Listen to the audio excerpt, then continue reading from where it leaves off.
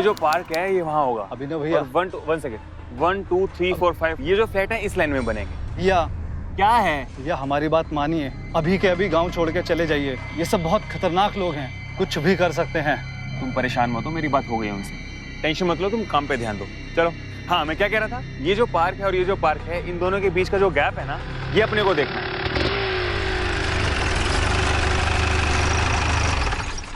कौन है आप लोग? कौन है? छोड़ो मुझे, छोड़ो। कौन है? क्या क्या कर रहे हो तुम लोग? छोड़ो मुझे, ये ठीक नहीं है, मैं बोल रहा हूँ। देखो, छोड़ दो मुझे।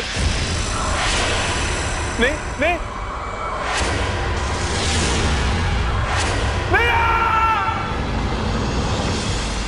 दिन दहाड़े कुछ गुंडों ने एक सरकारी इंजीनियर जो कंस्ट्रक्शन साइट पर काम कर रहा था उस पर तेजी से हमला किया और अचानक हुए इस हमले से अकेले उन गुंडों का सामना करना उसके लिए मुश्किल हो गया था। नमस्कार, मैं हूं सिद्धार्थ शुक्ला और सावधान यूपी फाइट बैक नाउ में मैं आप लोगों का स्वागत करता हूं। एक गवर्नमेंट साइट पर सरकारी इंजीनियर पर हमला किया गया था। आखिर इस हमले के पीछे वजह क्या थी? क्या यह कोई जाती दुश्मनी थी या फिर कुछ और? यह इंजीनियर एक ऑफिशियल प्रोजेक्ट पर काम करने के लिए गांव आया था, लेकिन इस बीच यहां ऐसा क्या हुआ कि किसी ने उस पर हमला कर दिया? क्या उसने कोई ऐसा काम किया था जिससे गांव के लोग उससे नाराज थे? क्यों उसका असिस्टेंट उसे गांव छोड़कर चले जाने के लिए कह रहा था? आखिर इस इंजीनियर को किन लोगों से खतरा था? आइए देखते हैं यूपी की ये वारदात।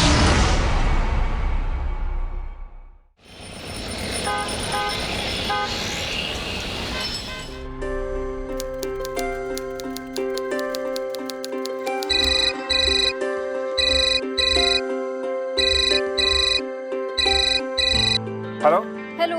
रश्मि, आई एम गेटिंग लेट, मुझे साइट के लिए निकलना है। हमेशा यही बहाना। अब तुम्हारे पास अपनी बीबी के लिए 2 मिनट भी नहीं है। गोरखपुर जाकर अपनी बीबी को भूल ही गए। अरे कैसी बातें कर रही हो मैडम जी, आपके लिए पूरी जिंदगी कुर्बान है, पर तुम तो जानती हो ना सरकारी नौकरी है। अच्छा सुनो, मैं अभी ड्राइव करने जा रहा हूँ, मैं साइट पे पहुंच के तुम्हें फोन करता हूँ। अच्छा सुनो सुनो सुनो, मुझे तुम्हें खुशखबरी देनी है। खुशखबरी? जल्दी बताओ क्या है। Finally I have decided to quit और मेरा रिजिग्नेशन भी एक्सेप्ट कर लिया है। ओके। लेकिन सुनो ना, मैं नोटिस पीरियड तक ना जॉब नहीं करने वाली। ऐसे चाहे तो जाए, अब मैं तुम्हारे साथ रहना चाहती हूँ। हमारी शादी हो गई है, फिर भी तुम इस शहर में, मैं कहीं और। लेकिन अब नहीं, बस 10-15 दिन के अंदर मैं तुम्हारे साथ होंगी, हमेशा के लिए। ओह गॉड, मुझसे 10-15 दिन भी नहीं रह जाएगा। तुम प्लीज जल्दी आ जाओ। और सुनो, जो तुमने डिसीजन लिया है ना, बिल्कुल ठीक लिया है। Okay bye, see you soon. Okay okay, bye, see you.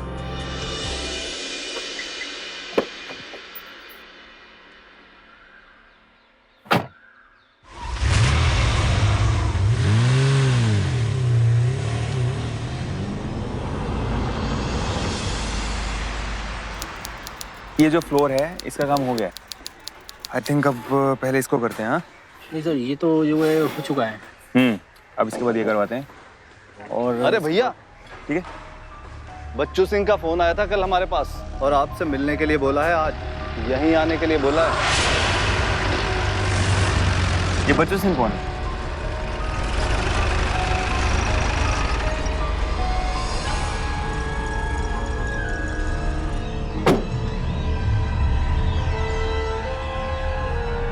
Jairam जी के प्रधान जी। जयराम जी। सर, ये हैं इस गांव के प्रधान जी, बच्चू सिंह जी। और बच्चू सिंह जी, ये यहाँ के नए इंचार्ज हैं, अभिनव बाबू। भाई हम तो हमारे नए इंजीनियर बाबू को देखने आए हैं। आपसे मिलकर बहुत खुशी हुई इंजीनियर बाबू। गांव के प्रधान होने के साथ साथ हम यहाँ के सबसे बड़े ठेकेदार भी हैं। इस असरा पहला मौका है जब दोनों ठेका हमारे हाथ से निकल गए।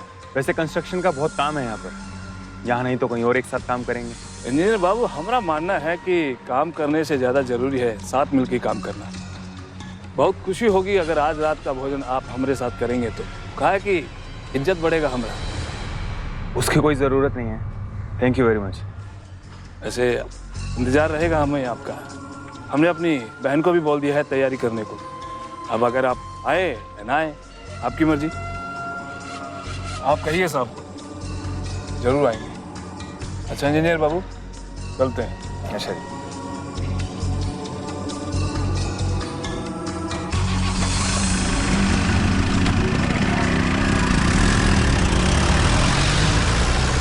भैया इनको मना करना अच्छा नहीं है, बुरा मान जाएंगे। और जितने भी इंजीनियर आते हैं इस एरिया में बच्चू सिंह के यहाँ जरूर जाते हैं। ना हो तो अगर आप एक बार मिल आते तो अच्छा होता। और खाने पे ही तो बुलाया है, क्या हर्ज है जाने में। दोस्तों इंजीनियर बाबू, ये हमारे छोटे भाई हैं। नमस्कार। यकीन मानिए इंजीनियर बाबू, आप यहाँ आए हमें बहुत अच्छा लगा। हम तो आपको देखते ही पहचान गए कि आपकी और हमारी बहुत जमने वाली। आपका बहुत बहुत शुक्रिया। अरे आप कुछ लेते क्यों नहीं? आप खाइए ना, पनीर लीजिए। अरे हाँ, खुल के खाइए, आप ही का घर है। खाना वाकई में बहुत अच्छा बना है। अरे काहे नहीं बनेगा, हमारी बहन ने जो बनाया है। अच्छा। बदमावती, जी भैया। आइए भाई। खाना आपने वाकई में बहुत अच्छा बनाया है। आप भी हमारे साथ बैठिए ना, कुछ खाइए। जी नहीं, पहले आप लोग खा लीजिए, फिर हम खा लेंगे। प्लीज बैठिए ना। अरे भाई, जब इंजीनियर बाबू बोल रहे हैं बैठ जाओ।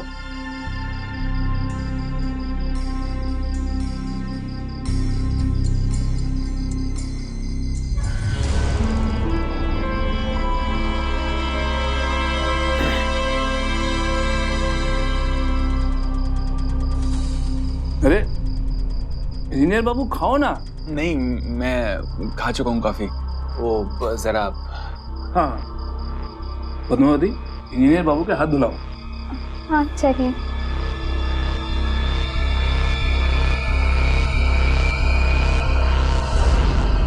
अरे ये खराब है, 1 मिनट रुकिए।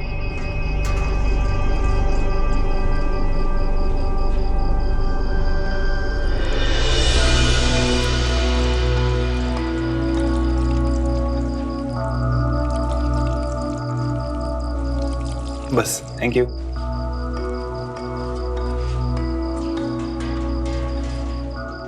ये लीजिए। नहीं, इट्स ओके।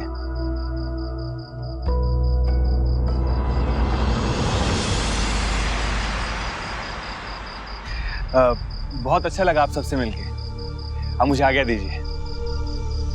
इंजीनियर बाबू, अब आप ही गांव के मेहमान हैं, बेधड़क होके आइए। जी। आप ही का घर। अच्छा जी।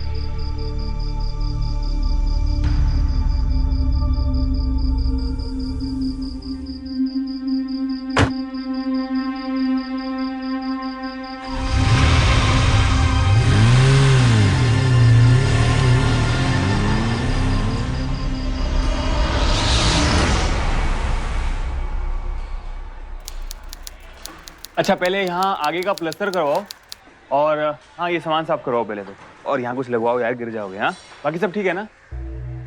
सुनिए, इंजीनियर साहब कहाँ हैं? अरे ओ अभिनव बाबू, अरे तुम यहाँ कैसे? आपके लिए खाना लाई हूँ। संभल के, मैं आता हूँ नीचे। हाँ तुम रुको, मैं आ रहा हूँ।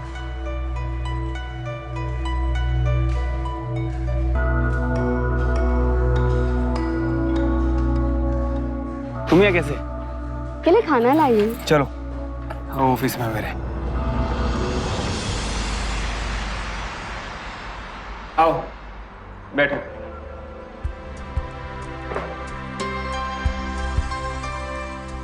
शर्मा मत, बैठो।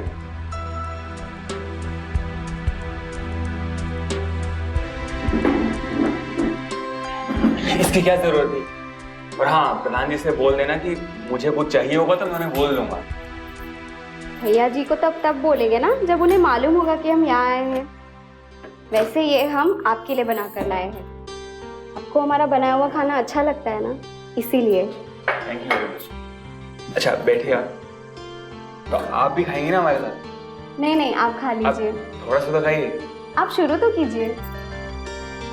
वैसे भैया आपको बहुत पसंद करते हैं, तो हमने सोचा कि हमें भी आपके लिए कुछ करना चाहिए, तो इसीलिए बस ये ले आए। अच्छा प्लीज आप भी कुछ खाइए हमारे साथ। अब इतना बोल रहे हैं तो हम खा लेते हैं। वाकई में बहुत अच्छा खाना बनाया आपने। जी शुक्रिया।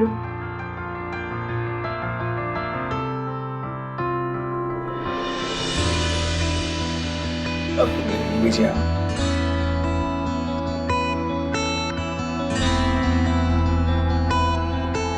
वो हुआ? नहीं, 1 मिनट।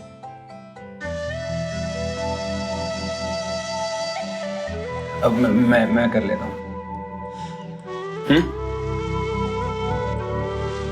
अब खाइए ना अभी कुछ।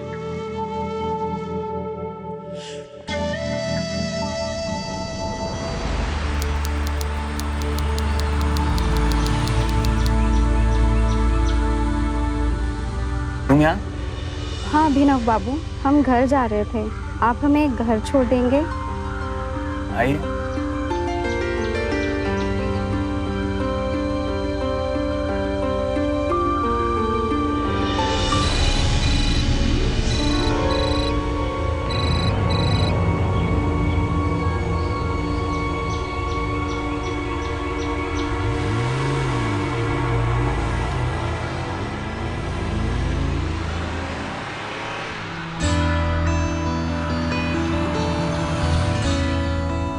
लीजिए, आ गया आपका घर। ठीक है, मैं अब चलती हूँ, बाय।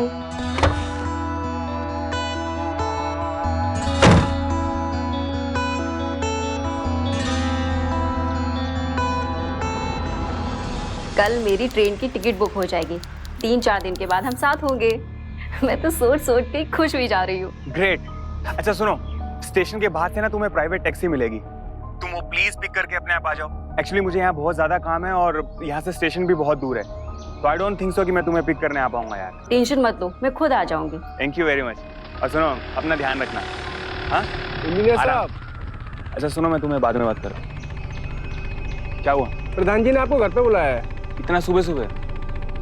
मुझे साइट पे भी जाना था यार। आप चलिए, मैं आता हूँ।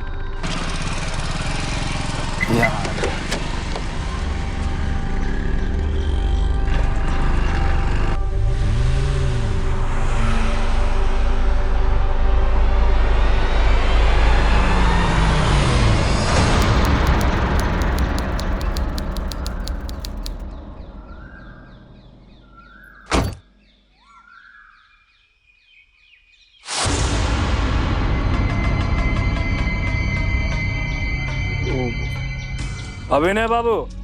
नमस्ते प्रधान जी, बताइए कैसे याद किया? है?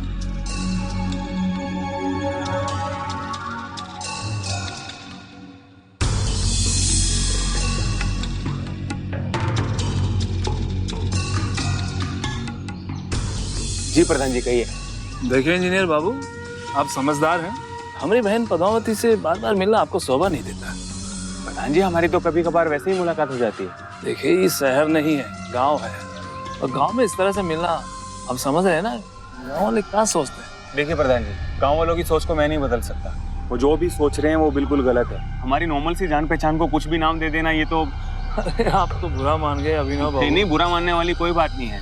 मैं आपकी बातों को समझ रहा हूँ, लेकिन गांव वाले जो भी बोल रहे हैं वो बिल्कुल गलत है। अच्छा आप आज्ञा दीजिए, मुझे और भी बहुत काम है। और हाँ, मैं आपसे वादा करता हूँ आज के बाद आपको ऐसा सुनने को नहीं मिलेगा। धन्यवाद। अभिनव बाबू,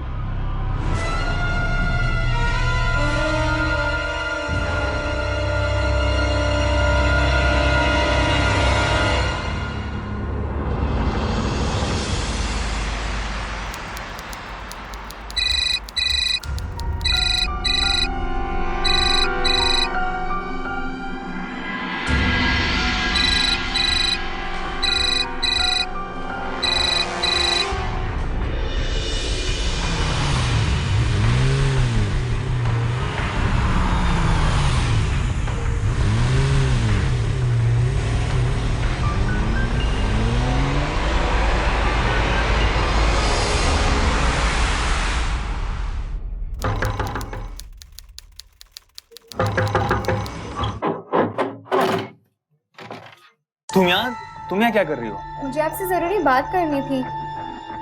अच्छा ये क्या कर रही हो? दरवाजा क्यों बंद कर रही हो? सुनो, आप हमारा फोन काहे नहीं उठाते? पर तुम ये दरवाजा क्यों? भैया जी का फोन आ रहा है, 1 मिनट, बस 1 मिनट। हाँ हाँ भैया जी, नहीं हम मार्केट आए थे। हाँ, सामान खरीदने। हाँ, बस थोड़ी ही देर में घर आ जाते हैं। हाँ जी। देखो मेरी बात सुनो, बार बार मुझे फोन मत किया करो, जाओ ऐसे।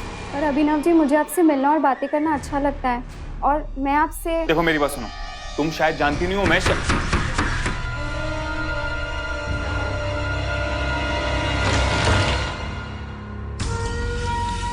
प्रधान जी आप क्या कर रहे हैं आप? हाँ? नहीं प्रधान जी, प्रधान जी आप गलत समझ रहे हैं। भैया, आप अभिनव बाबू को गलत समझ रहे हैं। तो प्रधान जी आप एक लड़की पे हाथ कैसे उठा सकते हैं? प्यार से समझाए इंजीनियर बाबू, नहीं समझे बहुत जल्द समझ जाओगे। चलो। अरे गलत समझ रहे हैं आप। चाप लड़ रहे। प्रधान जी, भैया ऐसा कुछ प्रधान भी जी नहीं है। गलत ये गलत समझ रहे हैं। चलो।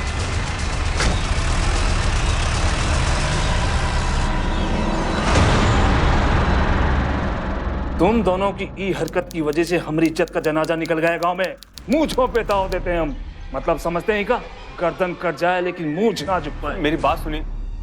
अब एक ही रास्ता बचा है, प्रेम से कह रहे हैं हमारी बहन के साथ ब्याह कर लो, इसी में बात उल्टेगी। दिमाग तो खराब नहीं हो गया आपका? कैसी बेहुदा बातें कर रहे हैं आप? अपनी बहन को समझाइए पहले, इससे मेरा कुछ लेना देना नहीं है, और इन फालतू चक्करों से ना दूर रखिए मुझे आप। ताली दोनों हाथों से बजती है इंजीनियर बाबू, प्रेम से समझा रहे हैं, ब्याह कर लो हमारी बहन के साथ। ये फालतू बकवास सुनने के लिए ना टाइम नहीं है मेरे पास। आपकी बहन के साथ ना तो मेरा कोई रिश्ता था और ना कोई रिश्ता रखना चाहता हूं मैंने कुछ गलत नहीं किया। यहां से जा रहा हूं और अच्छा होगा आज के बाद कभी नहीं मिलेंगे। चलते हैं।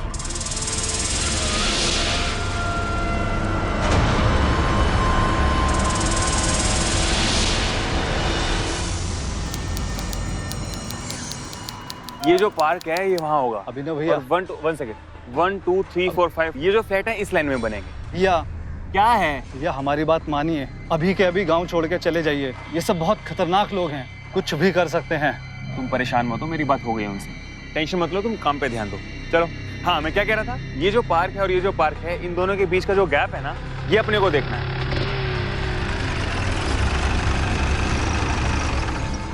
कौन है आप लोग? कौन है? छोड़ो मुझे, छोड़ो। कौन है? क्या क्या कर रहे हो तुम लोग? छोड़ो मुझे, ये ठीक नहीं है, मैं बोल रहा हूँ। देखो छोड़ दो मुझे। नहीं नहीं नहीं।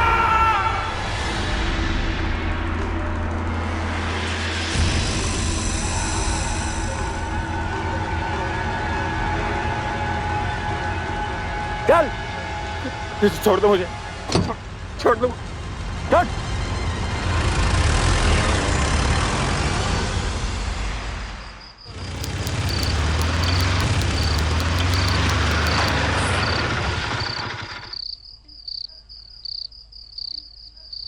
भैया, सरकारी कॉलोनी यही है? हाँ यही है। अभिनव जी का घर कहाँ है? ये अभिनव जी। अच्छा। आप अभिनव जी की पत्नी है? हाँ जी, हाँ जी। आपके लिए चाबी देखेंगे।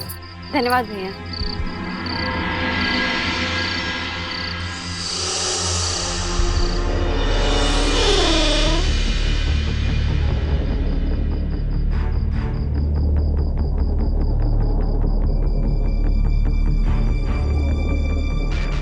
कोई है?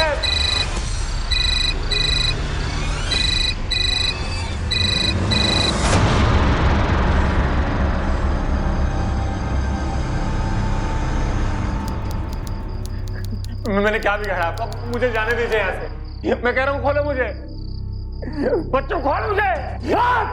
मुंह बंद रखो अपना।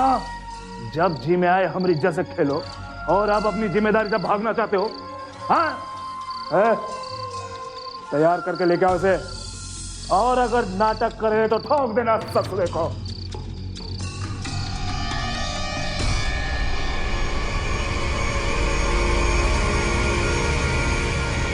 छोड़ दो मुझे प्लीज।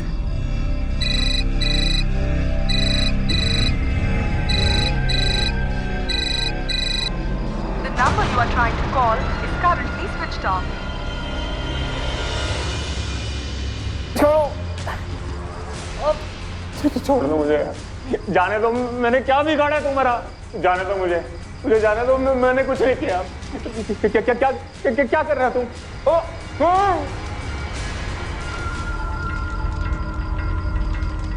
पद्मावती को लेके आओ।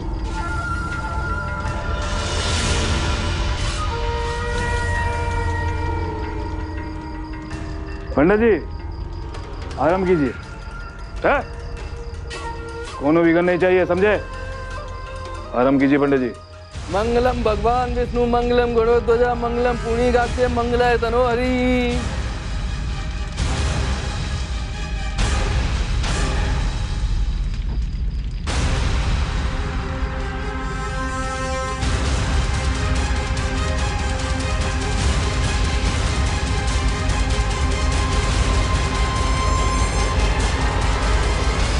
पैरों के लिए खड़े हो जाइए।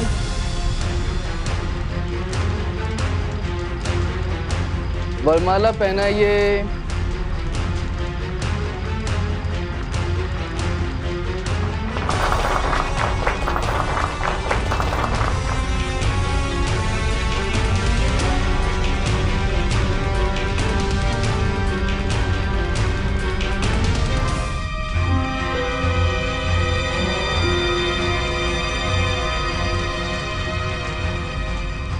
विवाह संपन्न हुआ। इंजीनियर बाबू, अब आप हिंदू रीति रिवाज के हिसाब से हमारी बहन के पति हो गए हैं। लीजिए साइन कीजिए। कीजिए कीजिए। यहाँ ये बात। इंजीनियर बाबू, अब आप कानूनी तौर पर भी पति पत्नी हो गए। अरे भाई फोटोग्राफर को बुलाओ, दूल्हा दुल्हन का फोटो खींचो। दोनों साफ दिखने चाहिए, नहीं तो दुनिया में नजर नहीं आओगे। का रुको रुको, इंजीनियर साहब का मुंह तो खोलो।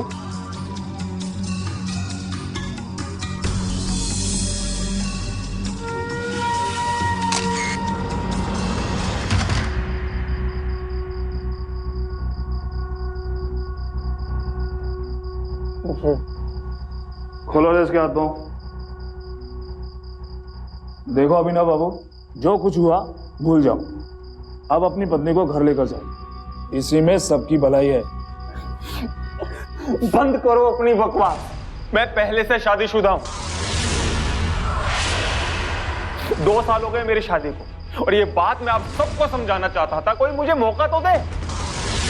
मेरे माथे पे बंदूक रख के मेरी शादी कर दी। शादी प्यार और विश्वास का रिश्ता होता है, लेकिन आपकी बहन से ना तो मेरा कोई रिश्ता था, ना कोई रिश्ता है, और ना कोई रिश्ता रखना चाहता हूं मैं। अब समझते क्यों नहीं है? मैं पहले से शादीशुदा हूं, भला मैं ऐसा क्यों करूंगा? ससुरा ही तो गड़बड़ हो गया। देखो अभिनव बाबू, आपने ये शादी वैदिक रीति रिवाज से किया है। मांग भरा है आपने, मंगलसूत्र पहनाया। अब अगर इस शादी से छुटकारा पाना चाहते हो तो 20 लाख हर्जाना देना पड़ेगा। बोलो क्या बोलते हो? ना तो ये लड़की मेरी पत्नी है, ना मैं एक पैसा आपको दूंगा।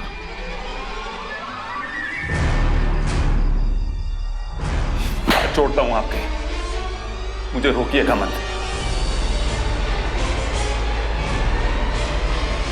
इंजीनियर अभिनव पहले से ही शादीशुदा था और अब उसका अपहरण करके जबरन उसकी शादी करवाई जा रही थी। ईस्टर्न यूपी और बिहार के कुछ हिस्सों में इस तरह की शादी के कई मामले सामने आए थे।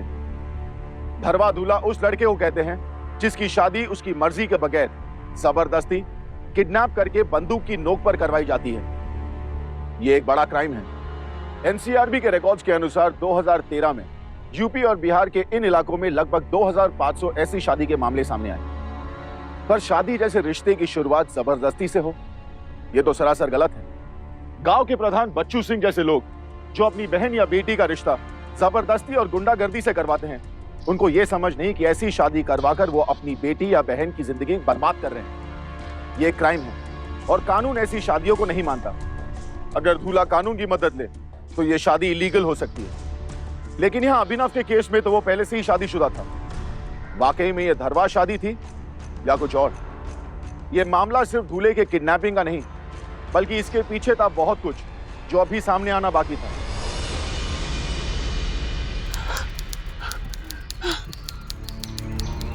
तुम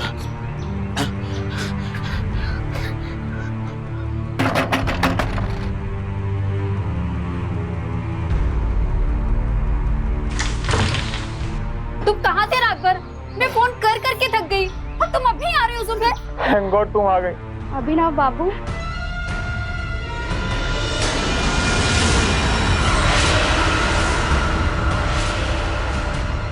ये कौन है? मैं इनकी धर्म पत्नी। कल ही हमारी शादी हुई है। What? तुम लोगों का पागलपन अभी तक खत्म नहीं हुआ क्या? तेरी जैसी लड़की की मेरी जिंदगी में कोई जगह नहीं है, समझी? भगवान के लिए ऐसे चली जा और अपनी शक्ल मत दिखाना कभी। चल जा यहाँ से। What the hell is going on? रश्मि मेरी बात तुमने दूसरी शादी कर ली? तुम अंदर चलो, मैं तुम्हें सब समझाता हूँ। तुम चलो अंदर, मैं बताता हूँ।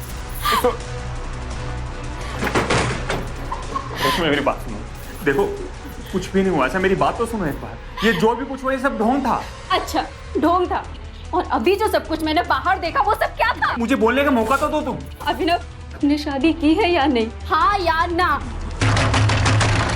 ये फिर से आ गई, तुम फिर से आ।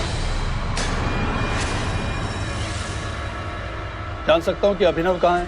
सर मैं ही हूँ अभिनव। आपको हमारे साथ थाने चलना होगा। थाने किस लिए सर? मैंने क्या किया? देखिए, कंप्लेन के मुताबिक पहली पत्नी के होते हुए आपने दूसरी शादी की और कानून के हिसाब से ये एक जुर्म है, ये तो आपको पता ही होगा। अब आप शराफत से हमारे साथ चलते हैं या नहीं? देखिए सर, मैंने कोई दूसरी शादी नहीं की, ये मेरी बीवी है सर।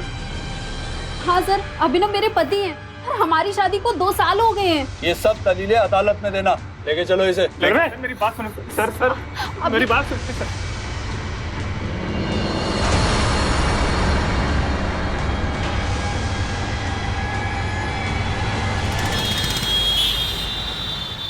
सर मेरी बात का यकीन कीजिए सर, मेरा किडनैप किया गया था सर और मेरे सर पे बंदूक रख के मेरी शादी करवाई गई थी सर।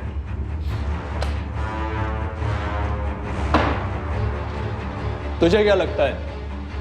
तुझे ऐसे ही गिरफ्तार कर लिया हमने गांव में पूछताछ की है और सबका यही कहना है कि तेरे और पद्मावती के बीच अफेयर था।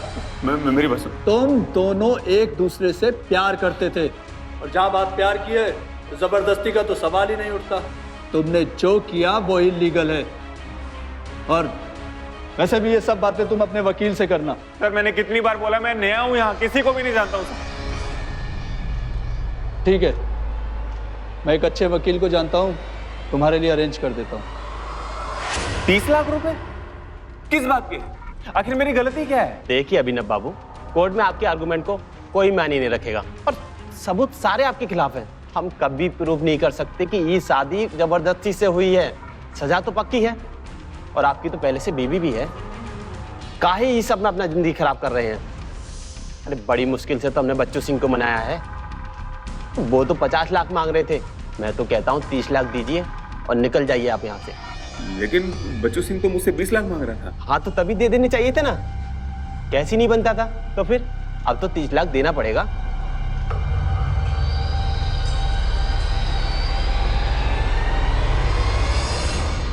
अभिनव को अभी अंदाजा हो चुका था कि वो एक साजिश का शिकार बन गया था। अभिनव का सब कुछ दांव पर लगा था। एक तरफ उसकी पत्नी रश्मि के साथ शादीशुदा जीवन और दूसरी तरफ उसका करियर, जो इन सब वजहों से बर्बाद हो सकता था। अक्सर जब लोग इस तरह की सिचुएशन में फंसते हैं तो सामने वाले की नाजायज मांगों को भी मान लेते हैं, लेकिन अभिनव झुकने वालों में से नहीं था और ये लड़ाई आसान बिल्कुल भी नहीं थी।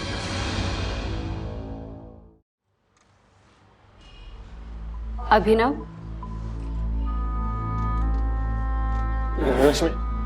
रश्मि प्लीज मुझे यहाँ से बाहर निकालो। मैंने कुछ गलत नहीं किया, मुझे बस एक मौका दो, मैं सब ठीक कर दूंगा। रश्मि नहीं अभिनव, कुछ भी नहीं हो सकता। Please try to understand me. मैंने कुछ गलत नहीं किया है, उन्होंने जबरदस्ती मेरी शादी करवाई है। मुझे समझने की कोशिश करो, मैं गलत नहीं हूँ। अगर तुम मुझे नहीं चाहते थे तो एक बार बोलते, मैं चुपचाप तुम्हारी जिंदगी से चली जाती। इतना तो भरोसा करते मुझ पे। कैसी बातें कर रही हो तुम? बहुत प्यार करता हूँ मैं तुमसे, नहीं रह पाऊंगा मैं तुम्हारे बिना। और कुछ दिन हम अलग क्या रहे, तुमने मुझ पे विश्वास करना छोड़ दिया। हाँ मैं बोल रहा हूँ एक बार बाहर आ जा रहे तो मैं सब कुछ ठीक कर दूंगा। प्लीज मुझे समझो। कुछ भी नहीं ठीक हो सकता, कुछ भी।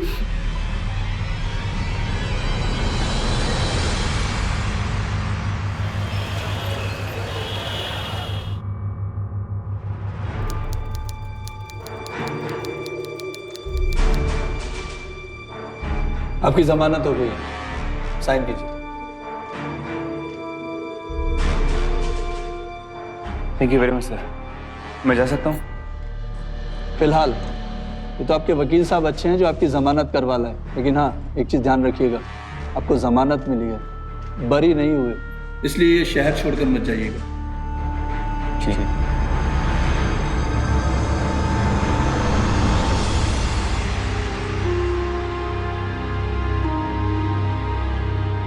आई एम सॉरी, गलती मेरी थी, मुझे तुम्हारी बात सुननी चाहिए थी, मैंने बिना सोचे समझे रिएक्ट किया।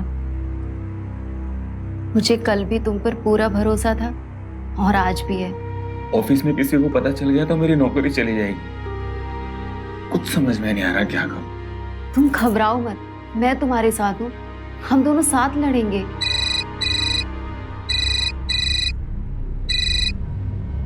हेलो, ठीक है मैं आता हूँ। कौन था? उस कमीने बच्चों का फोन था, मिलने के लिए बुलाया।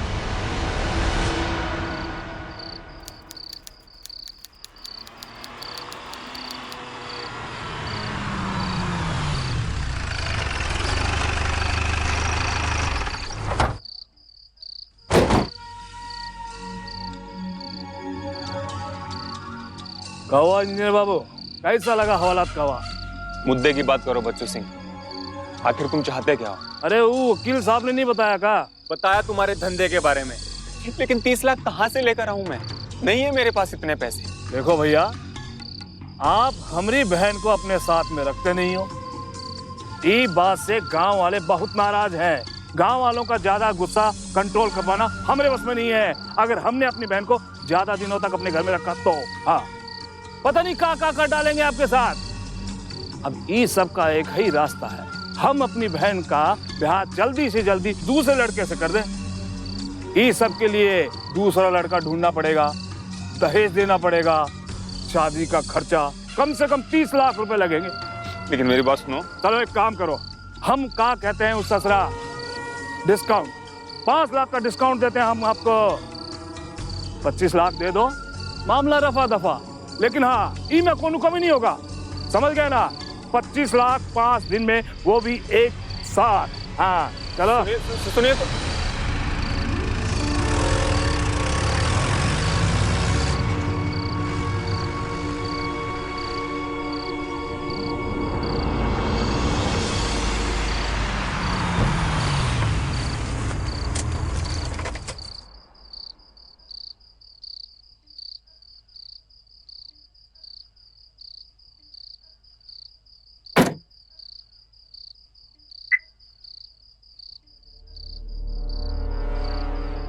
क्या कहा उसने?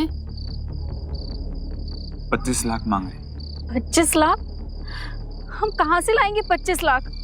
फिक्स डिपॉजिट्स, सेविंग अकाउंट और ज्वेलरी के बाद भी 5-7 लाख कम पड़ेंगे। समझ नहीं आ रहा क्या करूं।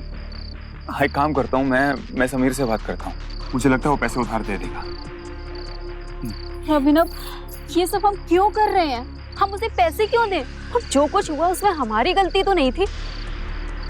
क्यों ना पुलिस को हम बच्चू सिंह की सारी बातें बता दें? पुलिस को?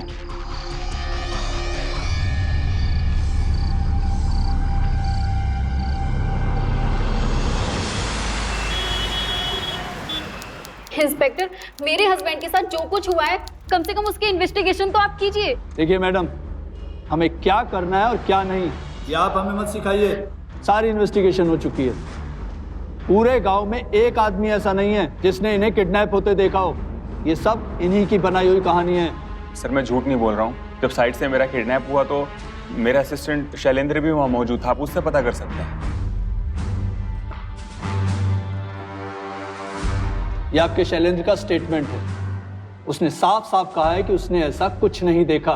पूरी इन्वेस्टिगेशन इनके खिलाफ है, इन्होंने जो कुछ भी किया पूरे होशो हवास में किया। लेकिन फिर भी ना जाने क्यों मुझे आप लोगों से सहानुभूति है। आप लोग दूसरे शहर से आए और इस तरह फंस गए। मेरी तो सलाह है कि आप लोग पैसा उनके मुंह पर मारिए और निकलिए यहाँ से। बेवजह मामला बढ़ाकर क्या फायदा। बाकी जैसी आपकी मर्जी। ठीक है सर।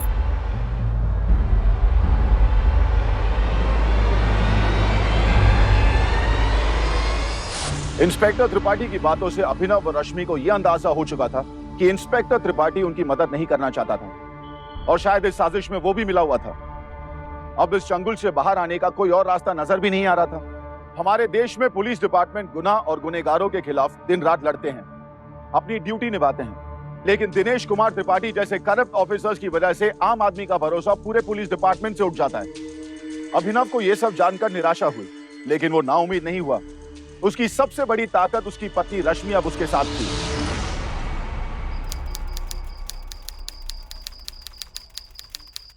अरे आप आगे?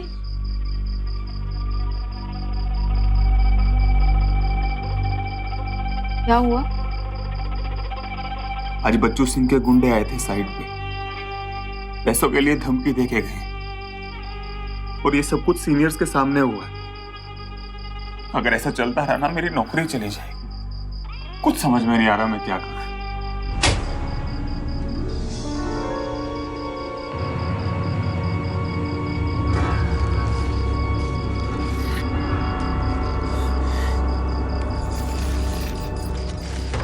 $25 लाख? नहीं तो ये तो हद हो गई।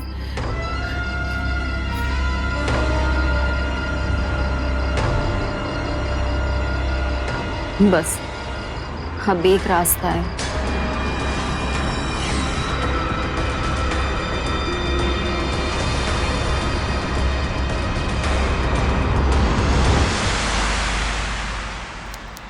आओ इंजीनियर बाबू, पैसे लाए? बैठो। है बैठो बैठो। वो प्रधान जी, पैसों का बंदोबस्त नहीं हो पाया प्रधान जी। मेरी बीवी मुझे छोड़ के चली गई, नौकरी से मुझे सस्पेंड कर दिया। अब ना मेरे पास घर है ना बीवी। आप चाहते थे ना मैं आपकी बहन को स्वीकार कर लूं, तो मैं आगे आपकी बहन को अपनाने। ऐसा तो तुझे देना पड़ेगा। जा, अभी तू यहाँ रह जा, फिर देखते हैं। देखिए, मुझे मालूम है कि कई जगहों पे जबरदस्ती शादी कराई जाती है, लेकिन इस केस में ऐसा कोई सबूत नहीं मिला है। शादी जैसे मामलों में पुलिस का इंटरफेरेंस से गांव वाले भड़क भी सकते हैं। हम बिना सबूत के कुछ नहीं कर सकते। देखिए सर, अगर आप भी ऐसी बातें करेंगे तो हमें इंसाफ कैसे मिलेगा? प्लीज सर, हमारी मदद कीजिए। देखिए, आप परेशान ना हों, प्रूफ अभी तक नहीं मिला है, इसका मतलब ये नहीं कि मिलेगा भी नहीं। देखिए, आपको हमारे पुलिस डिपार्टमेंट के कुछ लोगों से शिकायत जरूर हो सकती है, लेकिन पूरा पुलिस डिपार्टमेंट करप्ट नहीं है। मैं इस केस को खुद मॉनिटर करूंगा एंड आई होप आप डिसअपॉइंट नहीं होंगी। सच जो भी होगा जल्द से जल्द सामने आएगा। Thank you sir. पहली बार हमरा वार हम ही पे आ गया। ऐसा पहले तो कभी ना हुआ, तो इस बार क्या गड़बड़ हो गई भैया? जो भी हुआ, पैसा तो हम उससे लेकर रहेंगे बहना।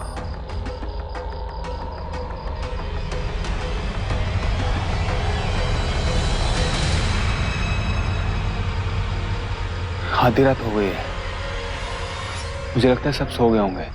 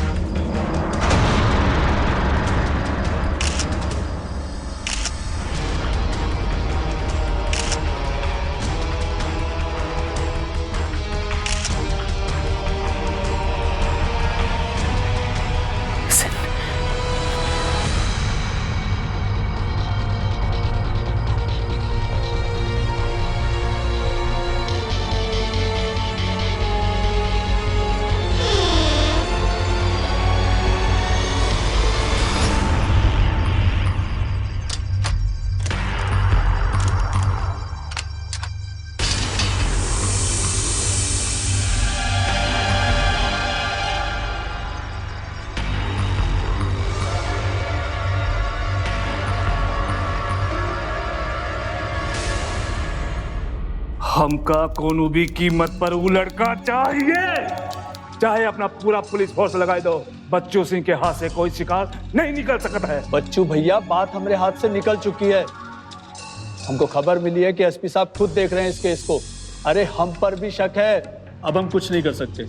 कुछ नहीं कर सकते हैं? ये मत भूलो, हिस्सा पहुंचता है तुम्हारे पास।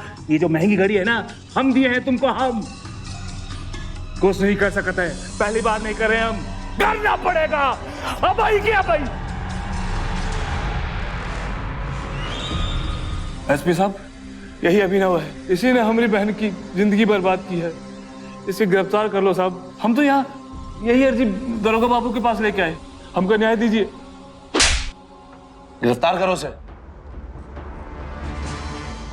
तुम्हारी भोली और फूल जैसी बहन ने इससे पहले भी 4 शादियां की हैं। यही धंधा है तुम्हारा, पहले लोगों को फंसाओ और फिर उन्हें ब्लैकमेल करो।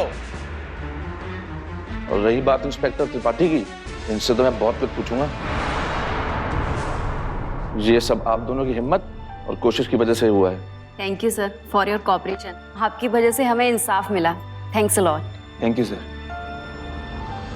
साहब, पहले हम बाहर से आने वाले अच्छे पैसे वाले लड़कों को ढूंढते थे साहब, और फिर हमारी बहन उसे अपने चक्कर में फंसाती थी, और फिर शर्म आनी चाहिए तुम्हें।